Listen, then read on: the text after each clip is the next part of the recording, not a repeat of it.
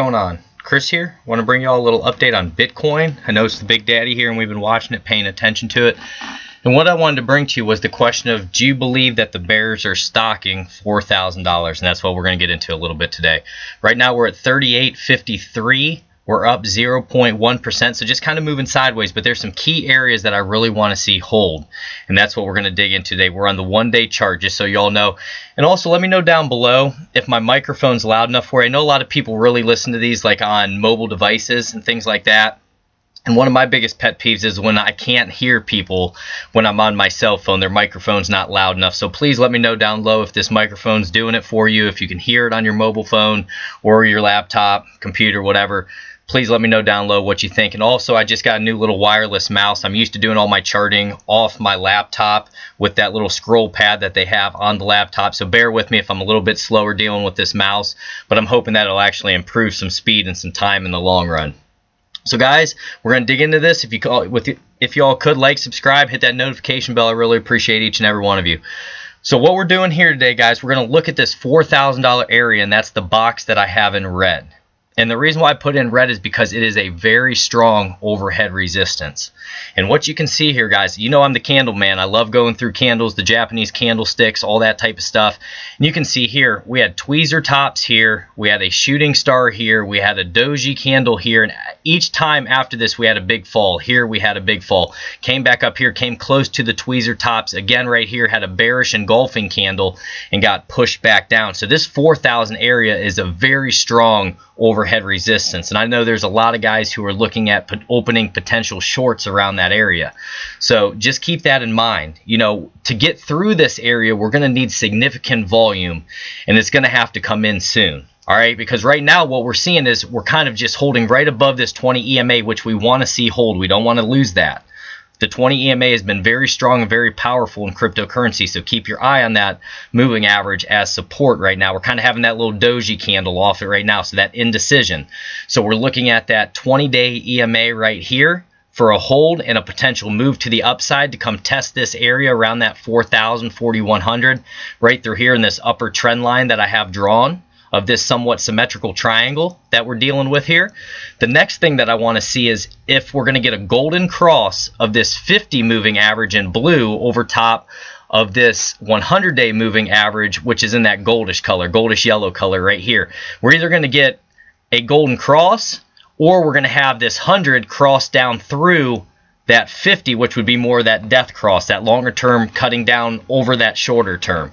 So right now they're kind of kissing, and we have to see which way it's going to go. Are we going to get pushed to the upside in terms of those moving averages, and we're going to find support off them, or are we going to start losing those and going back down and maybe potentially testing this bottom trend line again? You can see the last time we tested this trend line down in here, we had this beautiful bear or bullish engulfing candle off of here, and we made a nice strong move to the upside before kind of just moving sideways. This has really been 100 or so days of just like a lot of sideways action, guys, up and down. There really hasn't been huge moves since we lost that $6,000 range.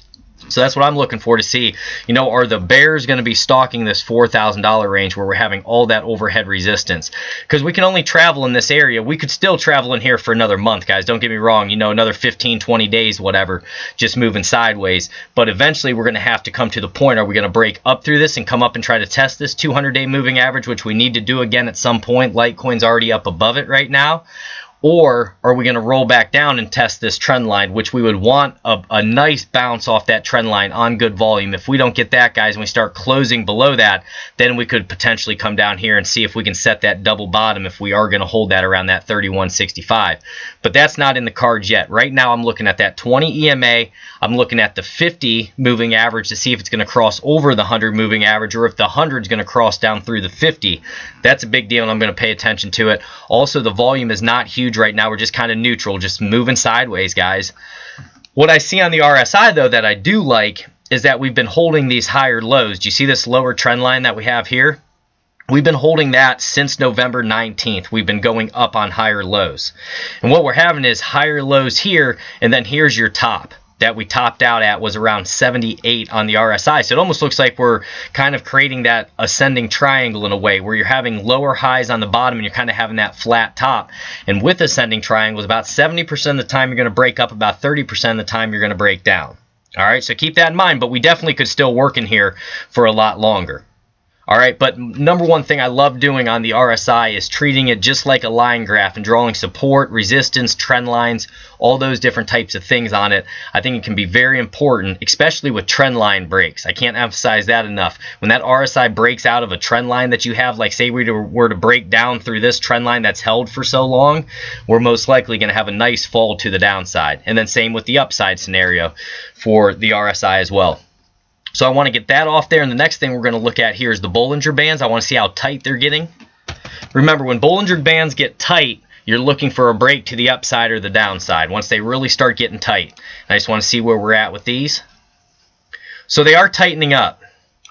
See this, guys? Here's the top line, here's your bottom line, and then the middle band sitting right around this 20 EMA as well. So we are just going to get tighter and tighter and tighter until we eventually move up, or we eventually move down, and that's why we have a plan for the upside. So the upside, we're looking at massive resistance around that 4,000 to 4,100, and on the downside, we're looking for support down around that 3671, we would call it, and then also that 3670 is going to be a spot, and then that lower trend line is what I'm going to be looking at for support. But the Bollinger Bands are getting tighter, and eventually we're going to have to make a move up. We're going to break to the upside or the downside. Now I want to check out the MACD with you, see what that's looking like. And leave it down low what you think, guys. Are we going to break up? Or do you really believe that the bears are stalking that $4,000 range and we're not going to get up above that yet? So MACD on the 1 day. Let's see this here. So we had the histogram starting to tick up, and now it looks like we're kind of opening back up when we're rolling over again, which that's not the best sign. That's not something we really want to see. This was nice how the histogram was ticking up. But now it looks like we tried to get up through here, that signal line, tried to cross over top of it, and then we're just kind of getting pushed back to the downside.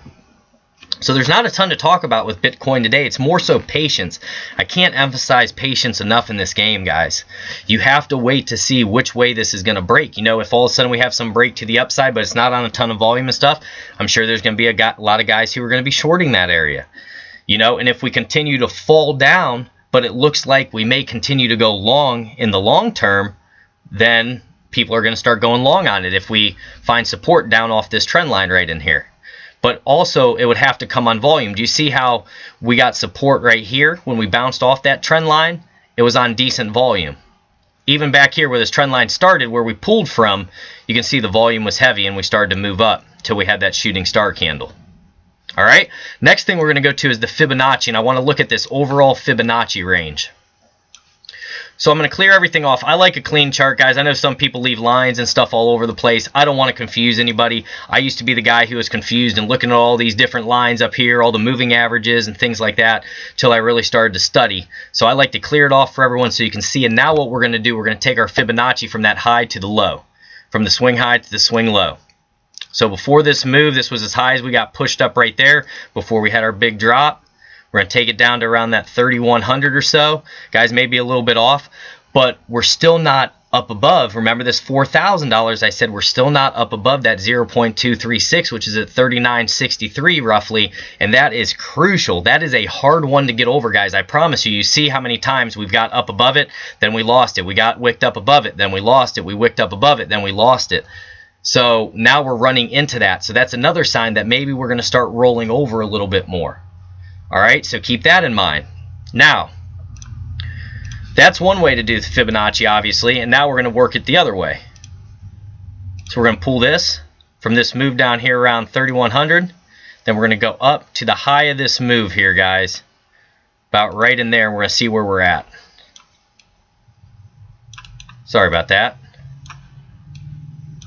Okay, so if this move from down here all the way to the highest move that we had there, guys, we are now looking to try to find support with this little doji candle that's forming off the 0.382, which would be a good spot to get a nice little bounce off. Typically you'll get that bounce from that 0.382 to the 0.5 to the 0.618.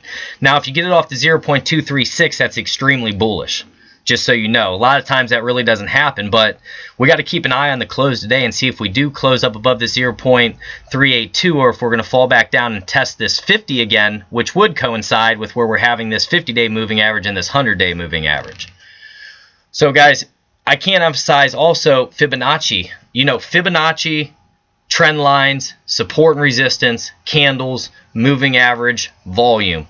Huge. And the RSI, obviously, those are the ones in MACD, those are the ones that I really pay attention to, and I really hone in on wicks, how important wicks are. You know, like this candle, look at this. We kept trying to push up, and then look at this massive shooting star candle. Do you see all the profit that was taken up here? And then we just got pushed right back down. Then we had a bearish engulfing candle. We just continued to get pushed down to the downside until we had a bullish engulfing candle, got pushed to the upside. Had this little doji candle here, got pushed to the downside. Bearish or bullish engulfing candle here, got pushed to the upside. And that's how these things work, guys. You know, and you can also almost pick out some Elliott wave here. So from this bottom here, here's your 1 wave, here's your 2.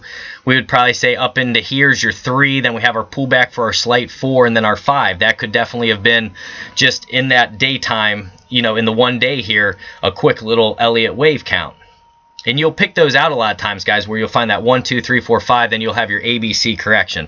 But I'm no Elliott wave expert. I'm still doing a lot of reading on it. But those are some of the things that people will really try to pick out. You know, after this downfall that we had, people would see this first 1 wave, then we had that pullback for our 2 here, and then they'd say, okay, that third's going to come. And it was actually a pretty strong wave. Remember, the third typically is the longest, but it can never be the shortest. And here it would not be the shortest. Obviously, that 5th wave would be shorter than what we put in here on the 3rd wave. All right. So, guys, those are the things I'm looking at right now. We're at 38.54. We're up 0.13%. Not a ton to talk about. Just pay attention to the Fibonacci, how the candle closes the day, all those different types of things. And hopefully I'll be able to get you all an update tomorrow or the day following. God bless each and every one of you.